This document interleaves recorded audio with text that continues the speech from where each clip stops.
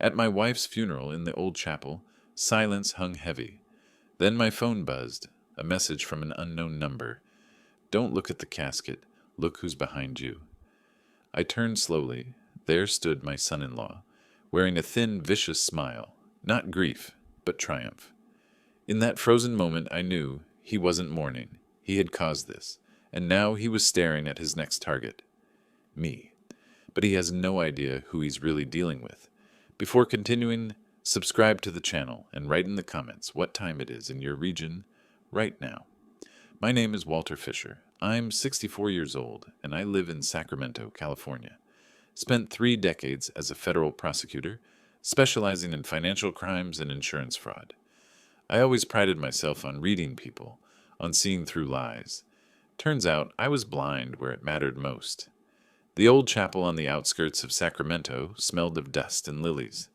Funny how funeral flowers always smell sweeter than they should, as if trying to mask something underneath. I sat in the front pew, staring at the mahogany casket that held what remained of my life's better half. 1 week. That's all it had been since Gloria collapsed in our kitchen. 1 week since the doctor I'd never met before signed a death certificate that read, cardiac arrest. My daughter Jessica sat to my left, dabbing at dry eyes with a tissue. She was 38 now, though I still sometimes saw the little girl who used to wait by the window for me to come home from work. My son-in-law, David, occupied the seat to her right, his hand resting on her knee in what anyone else might mistake for comfort. I'd learned to recognize it for what it was, possession. They'd moved into my house 2 years ago. Temporary, Jessica had said, just until David's investment firm stabilizes. That was the word she used, stabilize, as if his failing career was a ship taking on water instead of a sinking wreck. I'd agreed because that's what fathers do. We believe our children when they promise it won't be long. I remember the first month clearly. David would shake my hand when I came down for breakfast, call me sir, ask about my day. Jessica would cook Sunday dinners, laugh at my old prosecutor stories, kiss my cheek before bed. By month 6, the sirs had become waltz. The handshakes disappeared. The Sunday dinners turned into takeout containers left on the counter for me to clean.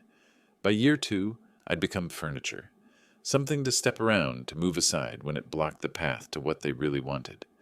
The minister droned on about eternal rest and loving memories. I felt my phone vibrate in my pocket.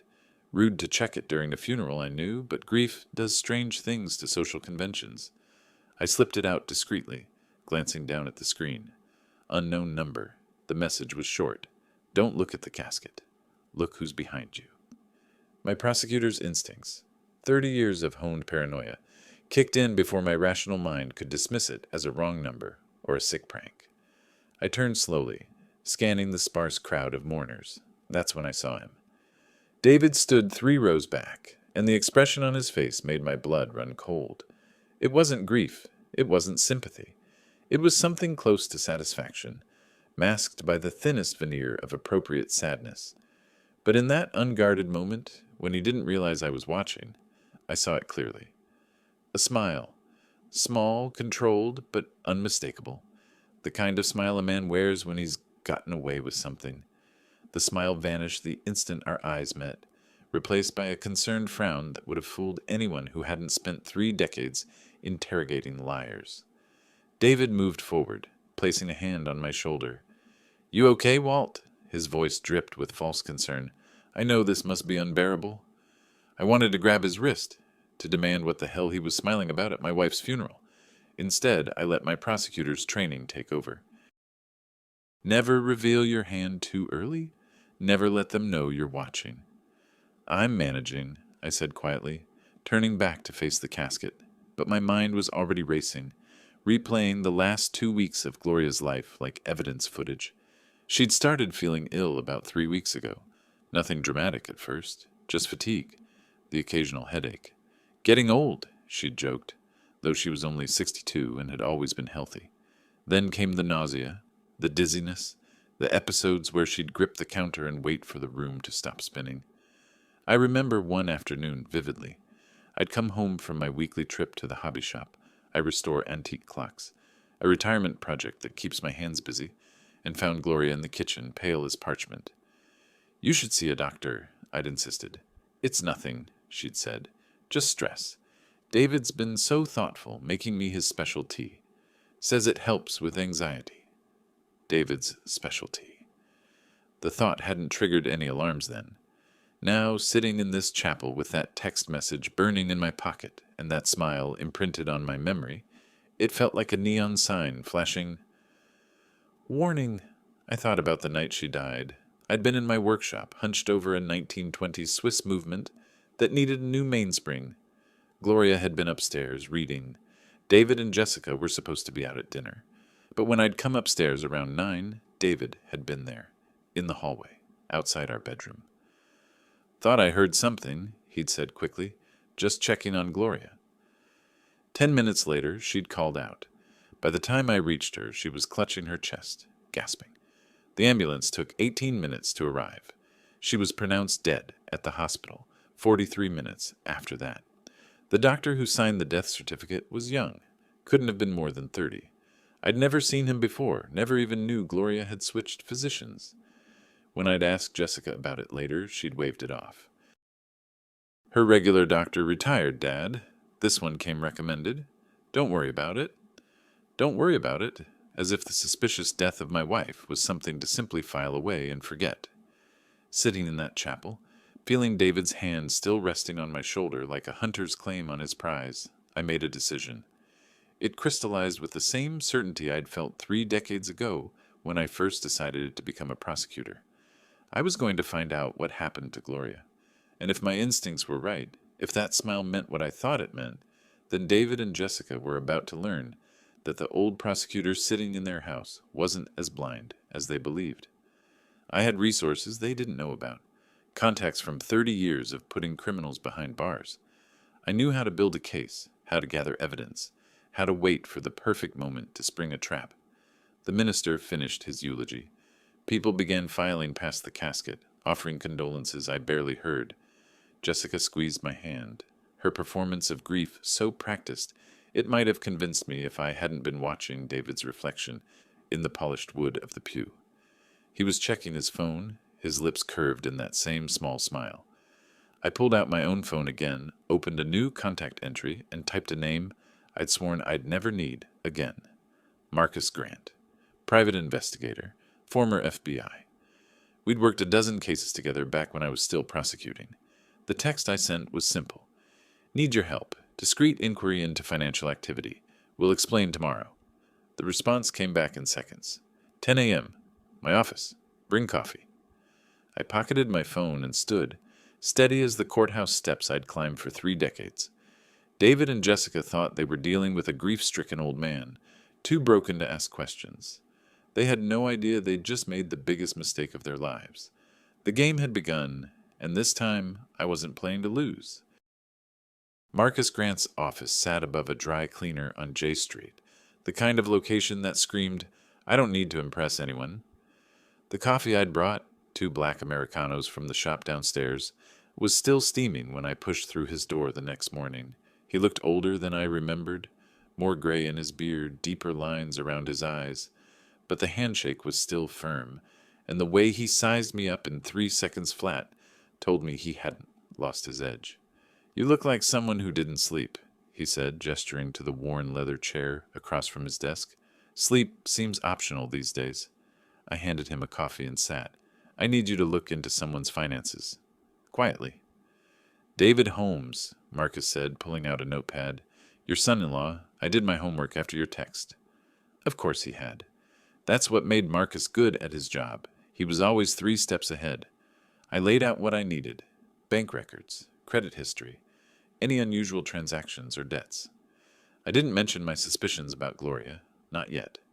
Let him think it was just a concerned father-in-law checking on his daughter's husband. 2 days, Marcus said. Maybe 3 if he's buried things deep. It took him 36 hours.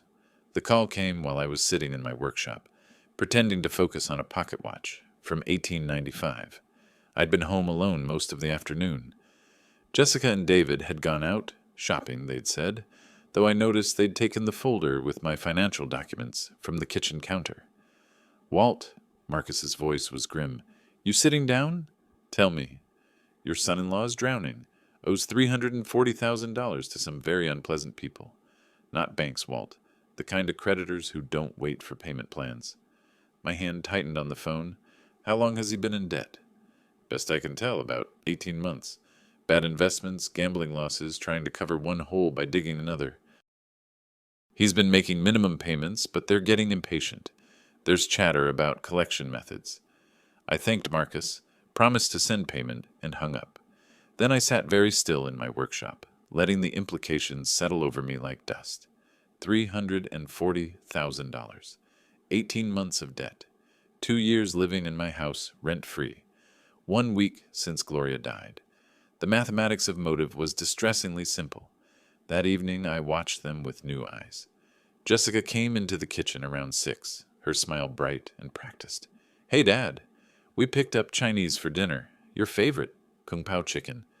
That's thoughtful, I said, accepting the container she handed me. Thoughtful. The word tasted sour. David appeared behind her, and I noticed the tension in his shoulders, the way his eyes darted to the mail on the counter, looking for something, always looking.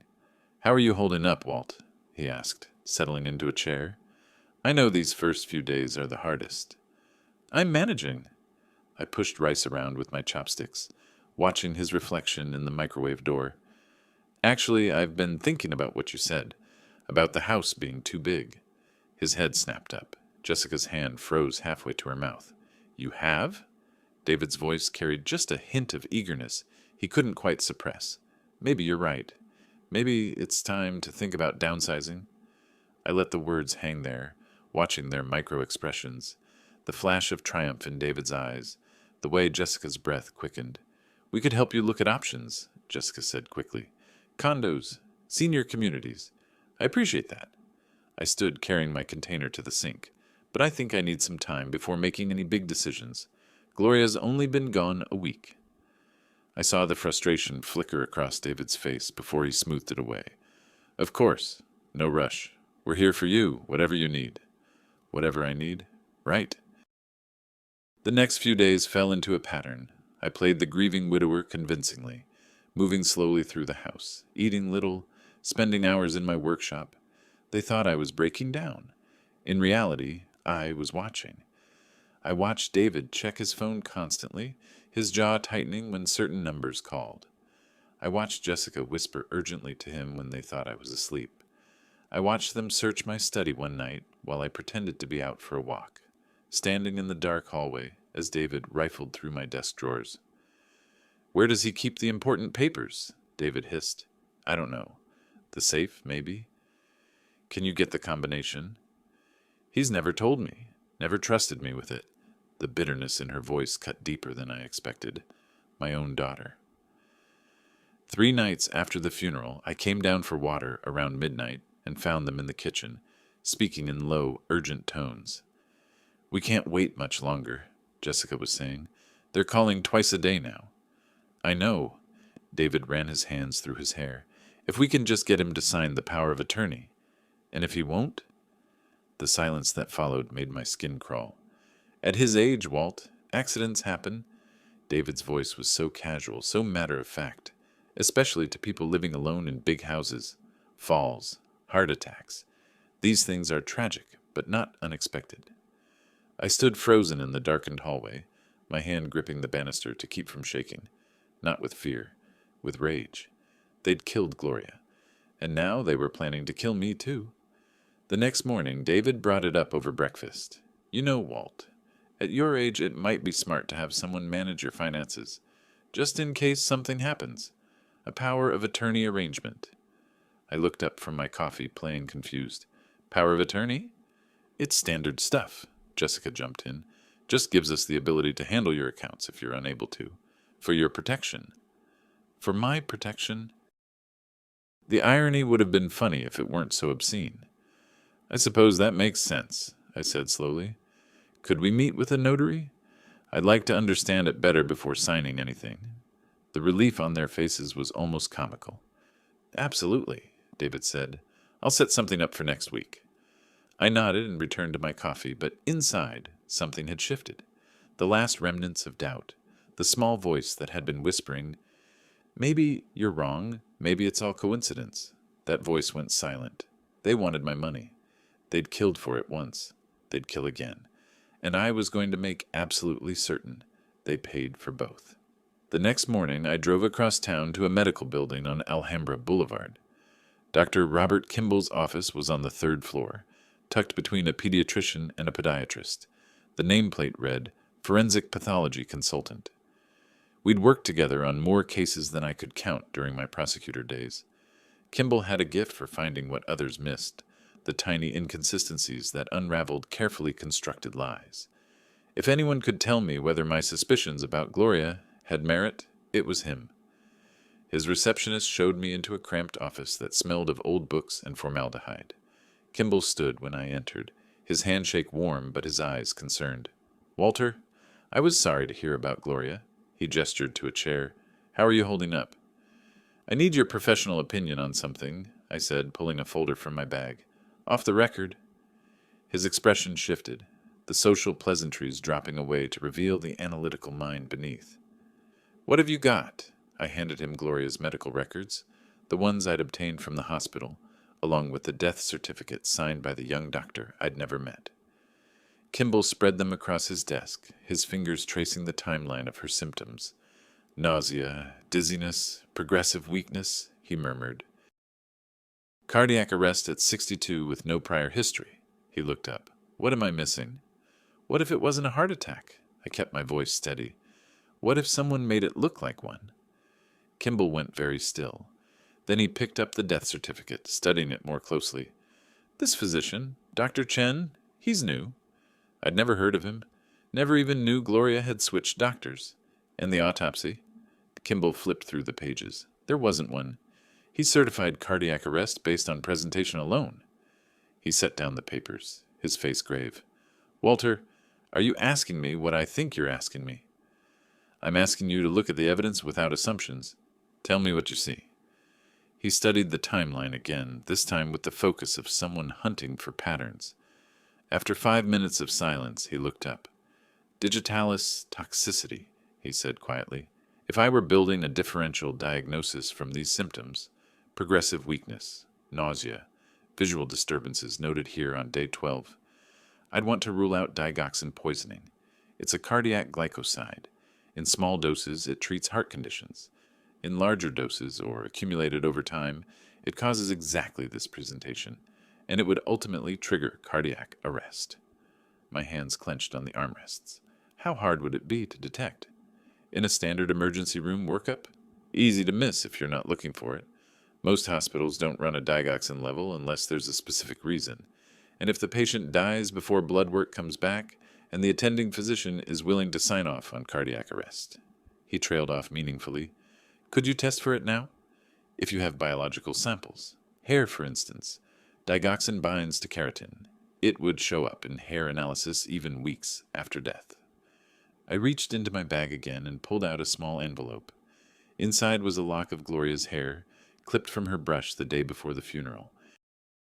I'd taken it on impulse, some instinct telling me I might need it. Kimball took the envelope carefully. "I'll send this to a private lab I work with. Discreet. Results in 72 hours. He paused. "Walter, if this comes back positive, we're talking about murder."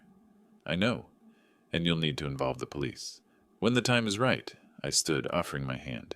"Thank you, Robert." "Don't thank me yet. Let's see what the tests show." I left his office and sat in my car for 10 minutes, trying to slow my racing heart. If Kimball was right, if the tests confirmed digoxin, then I had physical evidence. But evidence of what, exactly? That someone poisoned Gloria.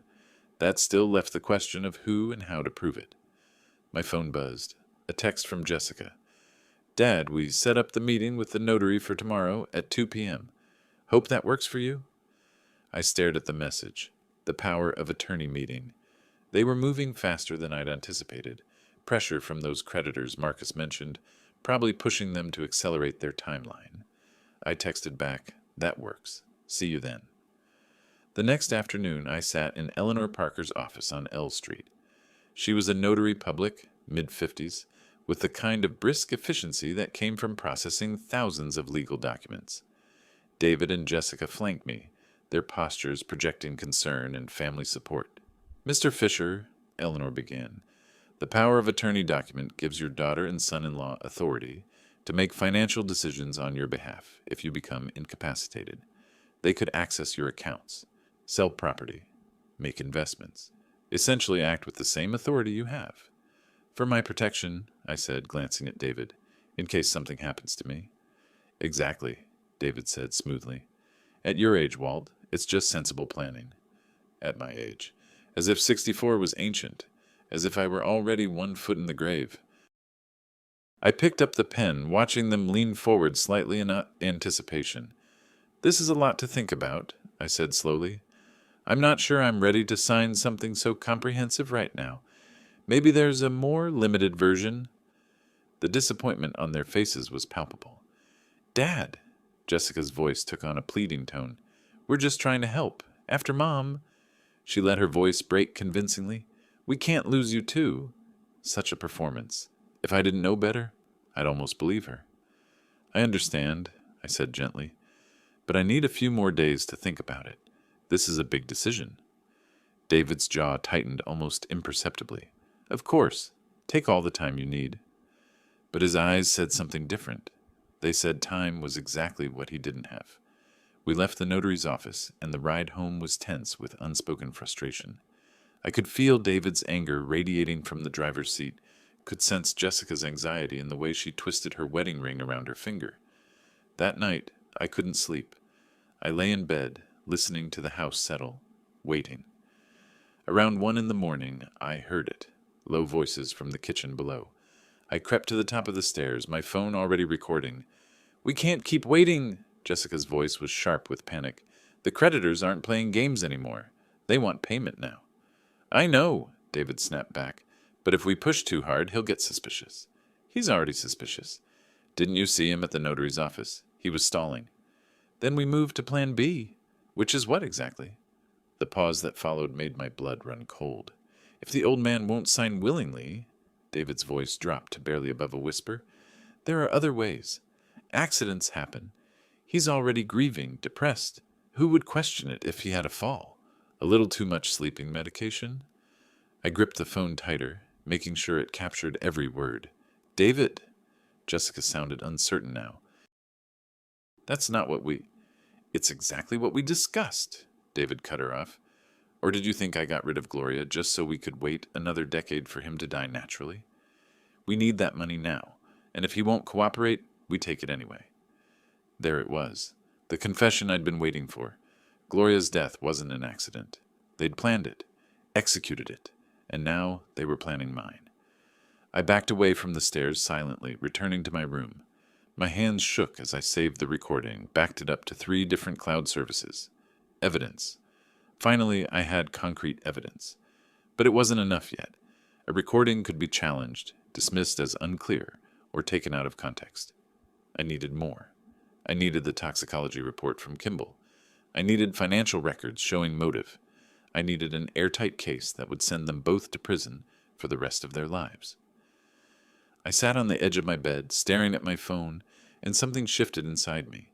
The prosecutor I'd been for 30 years, the one who built cases brick by careful brick, who never moved until victory was certain, that man was back. David and Jessica thought they were hunting prey. They thought I was the weak old man standing between them and a fortune. They had no idea they'd just walked into a trap set by someone who'd spent 3 decades putting criminals exactly like them behind bars, and I was going to enjoy every single moment of watching their world collapse. 3 days later, Kimball called. I was in my workshop when my phone buzzed, David's voice drifting in from the kitchen where he was telling Jessica about some investment opportunity that would turn everything around. "Walter," Kimball's voice was grave. "The toxicology results came back. Digoxin levels in Gloria's hair are 15 times the therapeutic range. This wasn't accidental exposure. Someone was dosing her consistently over at least 3 weeks." I closed my eyes, feeling the confirmation settle like a stone in my chest. I'd known, but knowing and having proof were different things. "Can this be used as evidence?" I asked quietly. "Absolutely. Combined with the medical records and the pattern of symptoms, this is textbook poisoning. You need to contact law enforcement, Walter. This is a homicide. I will, soon. I paused. Robert, I need you to document everything. Chain of custody, analysis methods, everything that would hold up in court. Already done. When you're ready to move forward, I'll testify. After we hung up, I sat in my workshop for a long time, listening to David and Jessica's voices through the wall. They were discussing the house again, talking about listing prices and real estate agents as if it were already theirs. I pulled out my phone and sent a carefully worded text to Jessica. Been thinking about what you said. Maybe you're right about the power of attorney. Can we meet with Eleanor again this week? The response came in seconds. Really? That's wonderful, Dad. I'll set it up for Friday. Love you so much. Love you so much. The words made my stomach turn. The next morning I played my part perfectly. At breakfast I moved slowly, let my hand shake a little when I poured coffee. I mentioned forgetting where I'd put my reading glasses. Small things, subtle signs of an old man starting to decline. David noticed immediately.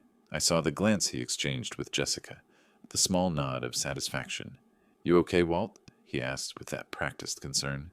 Just tired, I said, adding a slight tremor to my voice. Haven't been sleeping well since Gloria. That's understandable.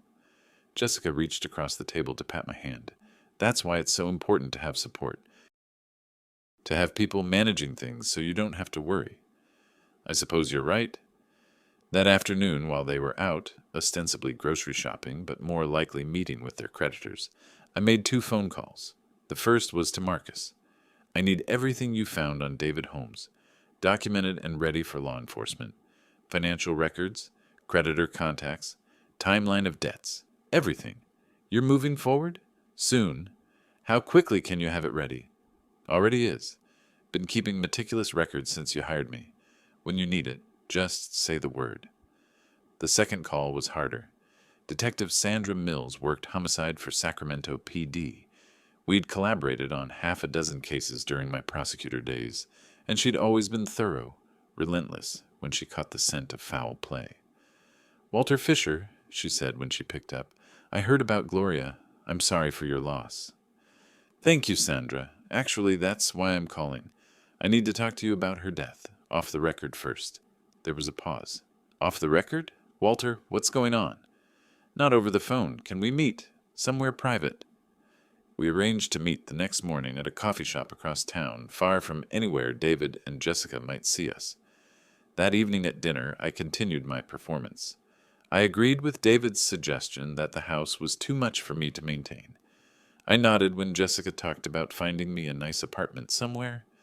I even mentioned feeling dizzy that afternoon, watching their eyes light up with something that looked disturbingly like hope. Maybe you should see a doctor, David said, just to be safe. Maybe. I pushed my plate away, food barely touched. I'm not very hungry these days. That's the grief, Dad, Jessica said softly. It takes time. Time. They were counting on me not having much of it. After they went to bed, I sat in my workshop and played the recorded conversation one more time. David's voice, cold and calculating. Or did you think I got rid of Gloria, just so we could wait another decade for him to die naturally?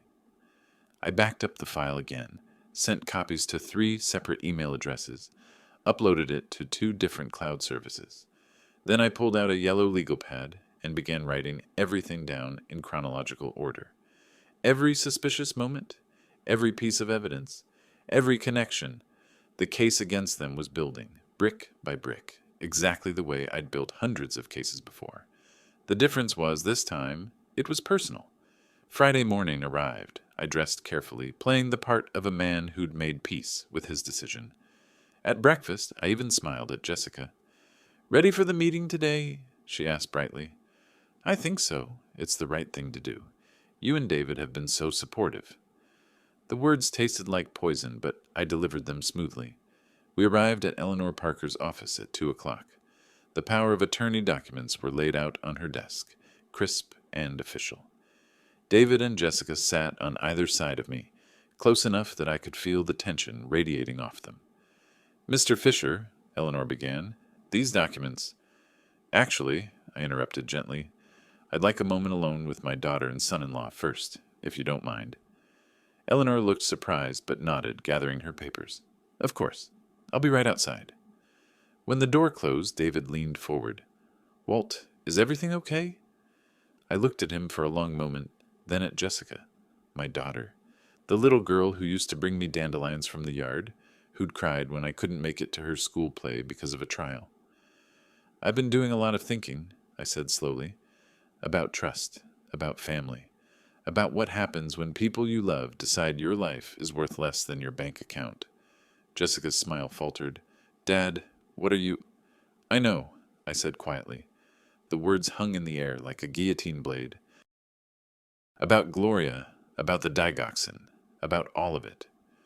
The change in David's face was instantaneous. The concerned son-in-law mask cracked, and underneath I saw cold calculation, rapid assessment of threats. That's ridiculous, he started, but his voice had lost its warmth. Is it? I pulled out my phone, pressed play on the recording. Their voices filled the small office. We can't keep waiting. The creditors aren't playing games. If the old man won't sign willingly, I got rid of Gloria. I watched the color drain from Jessica's face, watched David's hands clench on the armrests. This was the moment when prey realizes it's been outmaneuvered by a predator it had mistaken for prey. Jessica recovered first, her voice coming out in a strangled whisper. Dad, you don't understand. That's not... We were just talking. We didn't mean... Didn't mean what? I kept my voice level, almost conversational. Didn't mean to poison my wife? Didn't mean to plan my murder? Which part didn't you mean, Jessica? David stood abruptly, his chair scraping against the floor. His face had gone from pale to flushed, a vein pulsing in his temple. You can't prove anything. That recording is inadmissible. You recorded us without consent in our own home. Actually, California is a two-party consent state for recordings, I said calmly. You're right about that, which is why I have other evidence. Toxicology reports showing lethal levels of digoxin in Gloria's system. Financial records documenting your $340,000 in debt to some very unpleasant creditors. Medical documentation showing the impossibility of Gloria's symptoms being natural. I watched David's face cycle through emotions like a slot machine. Denial, rage, calculation, fear. His mouth opened and closed twice before any sound came out. You're bluffing, he finally said, but his voice shook. Am I? I stood, matching his posture. I spent 30 years prosecuting financial crimes and fraud, David. I know exactly how to build an airtight case, and I've been building this one for 2 weeks. Jessica started crying, but they weren't the practiced tears I'd seen at the funeral. These were real, born of genuine panic. Daddy, please, we can explain. David was desperate. The creditors were threatening. So you murdered my wife? The words came out harder than I intended. Your mother? You helped him poison her slowly, watched her suffer, and then stood at her funeral pretending to grieve? I didn't know. Jessica's voice cracked into a sob. Not until after. I swear I didn't know what he was doing until it was too late. I wanted to tell you, but David said, Shut up. David whirled on her, and for a moment I saw the monster beneath the mask completely exposed. Just shut up, Jessica. The door opened. Eleanor Parker stood there, her eyes wide, phone in hand. Behind her stood Detective Sandra Mills in plain clothes and 2 uniformed officers. David saw them and went absolutely rigid. His face transformed into something I'd seen hundreds of times in interrogation rooms. The moment when a criminal realizes the trap has already closed. Mr. Holmes, Sandra said, her voice professionally neutral. I'm Detective Mills with Sacramento PD. I'm going to need you to come with us to answer some questions about the death of Gloria Fisher. This is entrapment, David said, but his voice had lost all conviction. He set this up. He manipulated. We've been listening outside for the last 10 minutes, Sandra interrupted. Along with having recordings, toxicology reports, and financial documents Mr. Fisher provided this morning. You're not under arrest yet, but I strongly suggest you cooperate. I watched Jessica collapse into her chair, her whole body shaking. She looked up at me with eyes full of tears and terror. Daddy, I'm sorry. I'm so sorry. Please. You chose this, I said quietly. You chose money over your mother, over me, over everything we were as a family. David made a sudden movement toward the door, but one of the officers was already there, hand on his weapon. Don't, the officer said calmly. The fight went out of David like air from a punctured tire. His shoulders slumped, and when Sandra asked him to stand and place his hands behind his back, he complied mechanically. His face had taken on the gray pallor of old concrete. You have the right to remain silent, Sandra began, and I felt a strange sense of déjà vu. How many times had I heard those words read to suspects I'd helped catch? Jessica wasn't arrested yet. Sandra had agreed to bring her in for questioning separately, given her claim of ignorance. But as the officers led David out, she grabbed my arm. Dad, please. I know I don't deserve it, but please. I'll tell them everything. I'll testify against David. Just please. I removed her hand gently but firmly. You made your choice when you stood by and let him kill your mother, when you helped him plan to kill me. Whatever happens now, Jessica, you earned it. Her face crumpled and she sank back into the chair, sobbing. I walked out of that office, past Eleanor Parker, who stood pressed against the wall, looking shell-shocked, past the curious faces in the waiting room who'd heard the commotion. Outside, the Sacramento sun was bright and warm, and I stood there for a moment, breathing in air that felt cleaner somehow. My phone buzzed, a text from Marcus. Heard it went down. You okay? I texted back, better than I'd been in weeks. Sandra emerged a few minutes later, after Jessica had been escorted to a separate vehicle. She stood next to me, watching the police cars pull away. That was one of the coldest takedowns I've ever witnessed, she said. And I've seen a lot. They killed Gloria, I said simply. They planned to kill me. I just made sure justice caught up with them before they could finish what they started. The DA is going to want to talk to you. This is going to be a major case. I know. I'll give them everything I have. Sandra was quiet for a moment. Walter, I have to ask. When did you know for certain? The funeral, I said, when I saw David smile at my wife's casket. Everything else was just confirmation of what I already knew in my gut. She nodded slowly. 30 years as a prosecutor. Guess some instincts never fade. No, I agreed. They don't. I drove home alone, to the house that suddenly felt emptier and quieter than ever. But as I walked through the door, I didn't feel the grief I'd carried for 2 weeks. I felt something else. Purpose, direction, and the cold satisfaction of knowing that the people who'd taken Gloria from me would spend the rest of their lives paying for it. The game wasn't over yet. There would be investigations, trials, testimonies. But the most important move had been made. Checkmate. The investigation moved faster than I expected. Sandra wasn't just thorough. She was relentless, the kind of detective who followed every thread until it unraveled completely. 2 days after David and Jessica's initial interrogation, I sat in the DA's conference room with Sandra and Assistant District Attorney Michael Chen. The table was covered with evidence, toxicology reports, financial statements, transcripts of recorded conversations. We need to exhume the body, Sandra said. The hair analysis is compelling, but we need tissue samples for the full toxicology panel. Defense will challenge anything less. I nodded, already expecting this.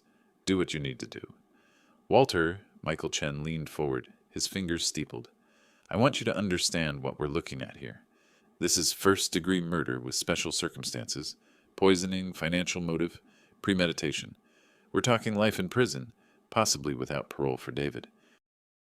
Jessica's cooperation might get her a reduced sentence, but she's still looking at significant time. Good, I said flatly. The exhumation happened on a gray morning that felt appropriate for disturbing the dead. I didn't attend, couldn't bear to watch them dig up Gloria's grave. Instead, I sat in my workshop, methodically cleaning the gears of an 1890s pocket watch, trying not to think about what was happening across town. Sandra called that afternoon. The preliminary results are back. Digoxin levels in the liver tissue are off the charts.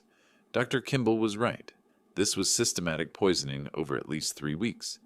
We also found her teacup in the kitchen, still in the cabinet. Traces of digoxin in the porcelain that survived washing. David's special tea, I said quietly. Exactly. We're getting a warrant to search their bedroom. If they kept any of the drug, we'll find it. They found it the next day. A bottle of digoxin tablets. Prescription made out to a name I didn't recognize, hidden in a shoebox in David's closet. Along with it, they found something even more damning. A series of text messages between David and Jessica on an old burner phone. Sandra read me some of them over coffee. Her voice was flat, professional, but I could hear the disgust underneath. March 12th, David to Jessica. She's getting weaker. Another week, maybe 2. Jessica's response. What if Dad gets suspicious? David. He won't. He trusts us. And even if he does, by the time he figures it out, we'll have everything we need. Nah, I set down my cup carefully, afraid I might break it otherwise. There's more, Sandra continued. March 18th, Jessica to David. I can't do this anymore. She's suffering. David's response. Think about the house. Think about being free from this. It's almost over. She knew, I said. Jessica knew exactly what was happening. From the beginning, looks like. Her lawyer's trying to paint her as a victim of David's manipulation, but these texts tell a different story. The formal arrests came that same evening. David was already in custody, but they picked up Jessica at her friend's house where she'd been staying. I watched the news coverage from my living room, my daughter being led out in handcuffs, photographers' flashes lighting up her face. She looked directly at one camera, and for just a moment I saw something I recognized. Not remorse, not shame, anger, cold, bitter anger at being caught. The arraignment was a media circus. I sat in the back of the courtroom, watching as David and Jessica stood before the judge. David's lawyer, a sharp-dressed man named Richard Morrison, immediately argued for bail. Your Honor, my client is a respected member of the community with no prior criminal record. He's not a flight risk. Your Honor, Michael Chen interrupted, the defendant is charged with first-degree murder of his mother-in-law and conspiracy to murder his father-in-law. He has $340,000 in debt to illegal creditors, giving him both motive and means to flee. The people request he be held without bail. The judge agreed. David's face went white as they led him back to holding. Jessica's arraignment was separate. Her lawyer, a younger woman named Patricia Walsh, made a different argument. Ms. Holmes was manipulated by her husband. She's willing to cooperate fully with prosecutors and testify against Mr. Holmes in exchange for consideration. I stood up. The movement drew every eye in the courtroom. Your Honor, I said, my voice carrying in the silent room. May I address the court? The judge looked surprised, but nodded. Mr. Fisher, this is highly irregular. I'm aware, Your Honor, but this is my wife who was murdered, my life that was threatened, and I'm here to tell you that my daughter wasn't manipulated. She was a willing participant who knew exactly what she was doing. Patricia Walsh started to object, but I continued, pulling out my phone. I have text messages, conversations between Jessica and David, planning every detail. If she wants to cooperate, fine. But don't let her pretend she was some innocent victim. She chose greed over her mother's life, over mine. The judge studied me for a long moment. Mr. Fisher, I understand your pain, but... No deal, Michael Chen said suddenly, standing. The people withdraw any offer of cooperation. We'll prosecute both defendants to the full extent of the law. Jessica's head whipped around, and she stared at me with pure hatred. Her lawyer whispered urgently in her ear, but Jessica shook her head, standing abruptly. You destroyed us, she screamed at me across the courtroom. For what? You were going to die anyway. You were old, alone. We would have gotten everything eventually. But no, you had to be righteous, had to play detective. Jessica, her lawyer tried to pull her down. We gave you 2 years. Jessica's voice cracked with rage. 2 years of pretending to care, of playing happy family, and for what? So you could ruin everything? The bailiffs moved toward her, but I was already walking down the aisle.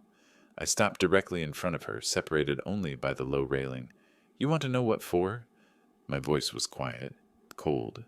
For Gloria. For every morning she woke up feeling sick from the poison you and your husband fed her. For every moment of pain she suffered while you pretended to comfort her. And for the simple fact that you decided my life was worth less than your inheritance. Jessica's face crumpled, and suddenly she wasn't angry anymore. She was desperate. Daddy, please, I'm sorry, I'm so sorry. If you just tell them I cooperated, if you just... You made your choice, I said. Now live with it. The bailiffs took her arm, but she fought them, still screaming. You can't do this. I'm your daughter. Your only daughter. She's dead anyway. You can't bring her back. Please. I turned and walked out of the courtroom. Behind me, I could still hear her voice, growing fainter as they took her away. Outside, Sandra was waiting. That was brutal, she said quietly. It was necessary. I looked at her. When's the trial? Judge set it for 6 weeks from now. Fast-tracked, given the evidence. 6 weeks. 42 days until I could watch them face justice in full. Good, I said. I'll be ready. The trial began on a Monday morning in late April. The courthouse was packed. When this case had caught the public's attention, the story had everything. Wealth, betrayal, poison, a family torn apart by greed. I sat in the front row of the gallery, directly behind the prosecution table where Michael Chen and his team had set up their war room of evidence. David was brought in first, wearing an orange jumpsuit that made him look smaller somehow. His eyes found mine immediately, and I saw the hatred there, raw and undisguised. The charming son-in-law was gone. What remained was a cornered animal. Jessica came in separately, her lawyer having successfully argued for separate trials. But today she was here to watch, sitting on the opposite side of the courtroom with Patricia Walsh. She didn't look at me, didn't look at anyone, just stared straight ahead, her face expressionless. The prosecution's case was methodical, devastating. Michael Chen laid out the timeline of Gloria's death with brutal precision. Medical experts testified about digoxin poisoning, its symptoms, its detection. Dr. Kimball took the stand and walked the jury through his analysis of Gloria's hair and tissue samples. The concentration of digoxin in Mrs. Fisher's system was 15 times the therapeutic level, he testified. This wasn't accidental ingestion, this was deliberate. Repeated dosing over a minimum of 3 weeks. Then came the moment I'd been waiting for. Marcus Grant took the stand. Mr. Grant, Chen began, can you explain your findings regarding David Holmes's financial situation? Marcus pulled out a folder. Mr. Holmes had accumulated $340,000 in debt over 18 months, most of it from illegal gambling operations and high-interest loans from unlicensed lenders. And what happens when someone can't pay those kinds of debts? The consequences range from asset seizure to physical harm. I interviewed 2 of Mr. Holmes's creditors. Both indicated they were preparing to take, quote, collection measures if payment wasn't received by mid-April. Mid-April, Chen repeated, 2 weeks after Gloria Fisher's death. Morrison, David's lawyer, tried to fight back during cross-examination. Mr. Grant, isn't it true that debt alone doesn't prove murder? No, Marcus agreed, but debt combined with motive, means, and opportunity, that proves quite a lot. The next day they called Dr. Chen, the physician who'd signed Gloria's death certificate. Watching him squirm on the stand was almost satisfying. Dr. Chen, Michael Chen asked, did you perform a thorough examination of Mrs. Fisher before certifying her death as cardiac arrest? Yes, of course. Really? Because hospital records show you spent exactly 7 minutes with the deceased before signing the certificate. No blood work was ordered, no toxicology screen, no autopsy requested. Dr. Chen's face reddened. I made a clinical judgment based on presentation, based on the $15,000 David Holmes paid you to ask no questions. The courtroom erupted. The judge banged his gavel, but the damage was done. Dr. Chen's lawyer was frantically whispering to him. I refused to answer on the grounds. That you might incriminate yourself? Chen smiled coldly. Smart choice. Morrison tried to recover during his defense. He painted David as a desperate man who'd made mistakes, but wasn't a murderer. But then Chen played the recording. My voice on the stairs. David's voice in the kitchen. If the old man won't sign willingly, there are other ways. Or did you think I got rid of Gloria, just so we could wait another decade for him to die naturally? The jury's faces said everything. Shock, disgust, horror. But David's team wasn't done fighting. On the 4th day, Morrison called Jessica to the stand, despite her lawyer's obvious objections. Miss Holmes, Morrison began carefully, who actually administered the digoxin to Gloria Fisher? Jessica's eyes met mine across the courtroom. For a moment, I thought she might refuse to answer. Then her face hardened. David did. I didn't know what he was doing until after she died. He told me it was just herbs for her anxiety. The lie was so smooth, so practiced. If I didn't have the text messages, I might have even believed her. Chen stood immediately. Permission to treat the witness as hostile, Your Honor? Granted. Chen approached Jessica with a tablet. Ms. Holmes, I'm showing you a text message from your phone dated March 12th. Would you read it for the jury? Jessica's face went pale. I don't... Read it, the judge ordered. Her voice was barely audible. David, how much longer? I can't watch her suffer like this. And the response from David Holmes. Just a few more days. Then we're free. Think about the money. Think about the house. And your response to that, Ms. Holmes? Silence. Read it, Chen repeated. Okay, I trust you. Just make it quick. The courtroom was absolutely silent. Jessica's attempt to paint herself as innocent had just imploded spectacularly. Morrison tried to salvage his case with character witnesses, with arguments about circumstantial evidence, with anything he could grasp. But the prosecution's case was airtight. Toxicology, motive, opportunity, confession on tape, digital evidence, eyewitness cooperation from Marcus, Dr. Kimball's expert testimony. The jury deliberated for 4 hours. When they returned, the foreman stood. In the case of the people versus David Holmes, on the charge of murder in the first degree, we find the defendant guilty. David's face went slack. His lawyer put a hand on his shoulder, but David shrugged it off, turning to stare at me. 25 years, the judge said during sentencing. Mr. Holmes, you methodically poisoned your mother-in-law for financial gain and planned to do the same to your father-in-law. You corrupted medical professionals, manipulated your wife, and showed no remorse. You'll be eligible for parole in 20 years. David stood. This isn't over, old man, he said, looking directly at me. I still have appeals. I still have. You have nothing, I said quietly. And by the time you get out, if you get out, I'll make sure there's nothing left for you to come back to. 3 weeks later, Jessica's trial ended with similar results. 18 years, eligible for parole in 12. As they led her away, she looked at me one final time. The anger was gone. What remained was emptiness. I hope it was worth it, Daddy, she said. I stood, gathering my coat. Justice usually is. The legal aftermath stretched into summer, but I approached it with the same methodical precision I'd used to build the murder case.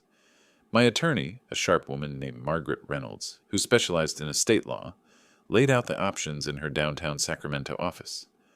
California Probate Code. Section 250 is clear, she explained. Anyone convicted of murdering a decedent is automatically disinherited. Jessica's conviction means she has no legal claim to your estate. I want it in writing, I said. No loopholes, no possibility of appeal. Within 2 weeks, my will was revised. Jessica's name didn't appear anywhere in the document. Everything would go to charity, the Northern California Legal Aid Foundation specifically. Let my money help people who actually needed justice, not those who tried to pervert it. But I wasn't finished. I'm also filing a civil suit, I told Margaret, against both of them. $127,000 in legal fees, investigative costs, and damages. Walter, she said carefully, they're going to prison. They have nothing. I know, but I want judgment on record. I want their names attached to that debt for the rest of their lives. I leaned forward. When David gets out in 20 years, if he gets out, I want that judgment waiting for him. Every dollar he earns garnished until he pays what he owes. Margaret smiled slightly. You really don't forgive, do you? Not when it comes to murder. The civil case was almost anticlimactic. David and Jessica's court-appointed attorneys didn't even mount a defense. The judge awarded me the full amount, plus interest. All assets of the defendants are hereby subject to seizure and sale to satisfy this judgment, the judge declared. Jessica's car, a 3-year-old BMW she'd been so proud of, sold at auction for $23,000. Their joint savings account, what little David hadn't gambled away, yielded another $8,000. The rest would follow them as a shadow, compounding interest annually, for as long as they lived. That same week, I received a call from the prison. Jessica wanted to see me. Absolutely not, I told the administrator. Mr. Fisher, she's requesting visitation rights as your daughter. She has no rights, I said coldly. She gave those up when she helped murder my wife. I filed paperwork removing her from my approved visitor list. Permanently. 3 days later, a letter arrived. Prison envelope. Jessica's handwriting on the front. I held it for a long time, feeling its weight. Part of me wanted to burn it, unopened. But curiosity, that old prosecutor's instinct, made me slide my finger under the flap. The letter was 5 pages long. I read the first paragraph. Dear Daddy, I know you probably hate me, but I need you to understand. David manipulated me. He told me Mom was going to die anyway, that we were just helping her along, ending her suffering. I stopped reading. The same lies she'd told in court, now dressed up as an apology. No real remorse, no actual understanding of what she'd done. Just excuses, justifications, attempts to minimize her guilt. I folded the letter carefully and placed it in my desk drawer, unfinished. Maybe someday I'd read the rest. Maybe someday I'd find some scrap of genuine remorse in those pages, but not today. That afternoon I drove to Sacramento Memorial Cemetery. Gloria's headstone was simple granite, the way she'd wanted. Her name, her dates, and a single line. Beloved wife and friend. I'd brought white roses, her favorite, a dozen of them, pristine and perfect. Standing at her grave, I felt the weight of the past months settle over me like a heavy coat. The investigation, the trials, the betrayal, all of it leading to this moment. Justice is done, I said quietly to the stone. They're both in prison. David for 25 years, Jessica for 18. Everything they wanted, the house, the money, the freedom, gone. The wind rustled through the cemetery trees, and I imagined it was Gloria's voice, finally at peace. I promise you, I continued, I'll never be that blind again. Never trust so easily. Never assume family means loyalty. I paused, touching the cool granite. I'm sorry I didn't see it sooner. Sorry I didn't protect you. I stayed there for an hour, just standing, remembering the woman I'd loved for 40 years. The woman who'd been stolen from me by greed, masquerading as family. When I finally walked back to my car, I didn't look back. That chapter was closed. The next day, I listed the house. The real estate agent, an energetic woman named Carol, walked through every room with her camera and measuring tape. It's a beautiful property, she said. Location is perfect. Upgrades are recent. I'd estimate 1.2 million, maybe 1.3. Listed at 1.24, I said. I want it sold quickly. Any particular reason for the rush? Too many memories, I said simply. The house sold in 3 weeks to a young family with 2 kids. I watched them tour it during the open house, saw their excited faces as they explored the bedrooms, the backyard, the workshop where I'd spent so many hours restoring clocks. They had no idea what had happened here, no idea that poison had been brewed in that kitchen, that murder had been planned in those rooms. Good. Let them make new memories, better ones. The sale closed in early autumn. $1,240,000, exactly as I'd hoped. I took the money and drove north. Lake Tahoe in October was breathtaking. The aspens had turned gold. The water was that impossible shade of blue, and the air tasted clean in a way Sacramento's never had. The condo I'd found was perfect. 2 bedrooms, wall-to-wall windows facing the lake, and a small workshop space off the main room. $420,000 for a slice of the piece Gloria and I had always talked about achieving. We'll retire up here, she used to say. Get away from the city. Spend our days fishing and reading and just being together. We'd never made it, but I could finish what we'd started. The movers arrived on a Tuesday. I didn't have much. I'd sold or donated most of the furniture from the house. Just my tools, my clock collection, my books, and a few boxes of essentials. And 1 framed photograph. Gloria and me on our 30th anniversary, standing on this exact shore, her smile bright enough to rival the sun on the water. I set up the workshop first. The antique clocks found new homes on custom shelves. My tools arranged themselves in familiar patterns. The 1890s Swiss pocket watch I'd been working on during Gloria's final days sat on the workbench, waiting. A week after moving in, another letter arrived from Jessica. This one was shorter. I read the whole thing this time. Dad, I know I don't deserve forgiveness. I know what we did was unforgivable. But I need you to know that I wake up every day and see Mom's face. I hear her voice. I remember who she was, who I used to be before David, before the money meant more than anything else. I'm not asking you to forgive me. I'm not even asking you to write back. I just need you to know that I'm sorry. Really, truly sorry. And I understand if you never want to see me again. I earned that. I earned all of this. Love, Jessica. I read it twice, then folded it and placed it in the drawer with the first letter. Maybe in a year, or 5 years, or 10, I'd respond. Maybe I'd find some way to reconcile the daughter I'd raised with the woman who'd helped murder her mother. But not today. Today, forgiveness felt like a betrayal of Gloria. I spent my mornings walking along the lake, my afternoons in the workshop, my evenings reading on the deck with the water spread out before me like liquid sapphire. The clocks ticked around me, their mechanisms precise and predictable in a way human nature never was. Each gear served its purpose. Each spring held its tension. No deception, no betrayal. Just function and form working exactly as designed. One evening in late October, I sat on my deck with a cup of coffee and the Swiss pocket watch I'd finally completed. The mechanism ran perfectly, each tick marking time with mathematical certainty. The sun was setting over the lake, painting the water in shades of orange and pink.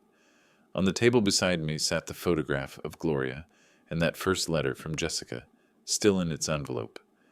I thought about the past year, about trust betrayed and justice served, about the daughter I'd lost, not to prison but to greed long before that, about the wife I'd loved and failed to protect, but also about the future. About this new life I was building, piece by careful piece, like the mechanisms of the clocks I restored. David would spend the next 20 years behind bars, his charm and manipulations finally meeting walls that didn't care. Jessica would have 18 years to contemplate what she'd traded her soul for, and I would have however many years remained to live in the place Gloria and I had dreamed of, carrying her memory without the weight of vengeance. The pocket watch ticked steadily in my palm. I thought about winding mechanisms, about springs that store energy and release it precisely when needed, about how some things, once broken, can be repaired, and how some things can't. I'd spent 30 years prosecuting criminals. I'd always believed in justice, in the system, in the idea that truth and evidence could right wrongs. I'd never imagined I'd need to use those tools against my own family. But I had, and they'd worked. Gloria's killers were in prison. The house that held so many poisoned memories was sold to a family who'd fill it with laughter. My will ensured that greed would never profit from their crime. And I was here, in the place we'd dreamed of, finally at peace. The sun slipped below the horizon and the lake turned dark except for the reflection of early stars. I stood, stretching, and walked inside. The Swiss pocket watch went into a place of honor on the shelf, my first completed project in the new workshop in the new life. Tomorrow, I'd start on the next one, a 1920s movement that needed complete disassembly and restoration. Patient work, precise work, the kind of work that couldn't be rushed or shortcut, the kind that rewarded attention and punished carelessness, not unlike justice. I turned off the lights and stood at the window, looking out at the lake. Somewhere in the darkness, water lapped against the shore with the same patient rhythm it had maintained for millennia. Constant, reliable, true. Gloria's photograph caught the moonlight, her smile still bright after all these years, after everything that had happened. We made it, I said softly to her image. Not the way we planned, but we made it. The clocks ticked around me, marking time, marking progress, marking the steady forward march of a life rebuilt from ashes. And for the first time since that terrible morning when Gloria collapsed in our kitchen, I felt something like hope. Justice had been served, the guilty had been punished, and life, my life, continued. That was enough.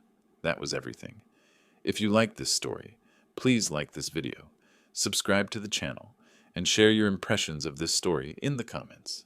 To listen to the next story, click on the box on the left. Thank you for watching.